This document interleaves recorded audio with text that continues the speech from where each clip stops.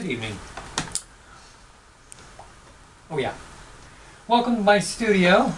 I wanted to show you a little bit of reduction Linocut here. Reduction Linocut involves cutting multiple times on one surface. Now, typical surface would be Battleship linoleum. This is of chicken, of course, but the one I wanted to show you is of a moth. What we do is we start with a regular surface, we cut what we want to keep white, and then we roll on yellow. After we roll on the yellow, we cut what we want to keep of the yellow and print another pastel color. We're moving from light to dark, basically. We call it the reduction method because it is reducing the plate with every cut. I cut what I want to keep in the blue, and then the light red. Cut what I want to keep in the light red, and print it a light green. Now you notice that I'm getting other colors like this, what we call a found lavender, because I'm broken coloring it into the horizon. Now we're lowering in value.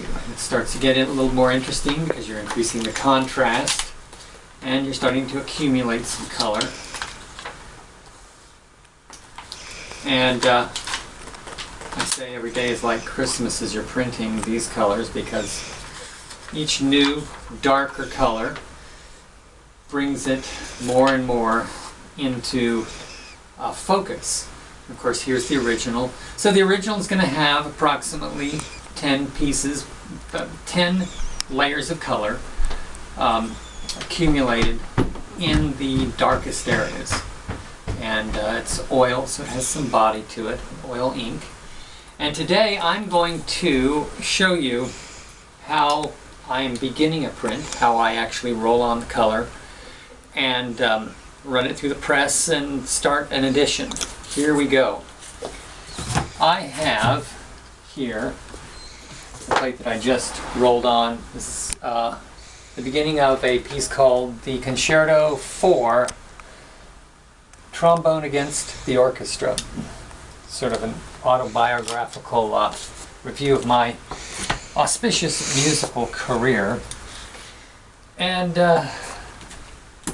what I'm doing here is rolling on the first color. Now, everywhere that I have cut, if you'll note on the plate here, is going to stay white. Everywhere I roll, of course, will print this muted golden yellow color.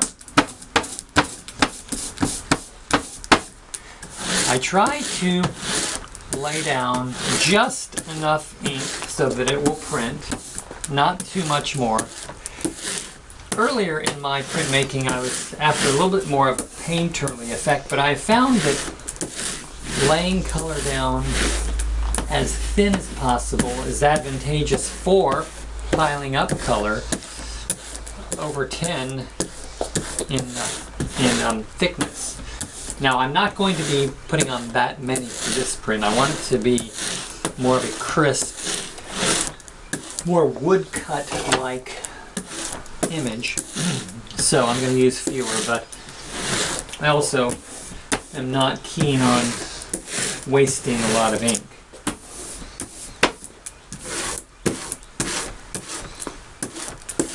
Alright, I think we're about ready to begin the actual printing. I'm going to move to the press. And my paper is over here. You can stay just shooting it there. I'm going to run get the paper.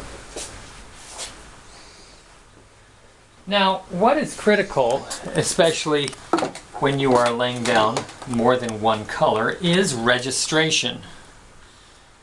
This registration bar, of course, gives us up and down registration, and I am with this pencil making a line right even with that, the end of that linoleum, to make sure that my left and right registration is on.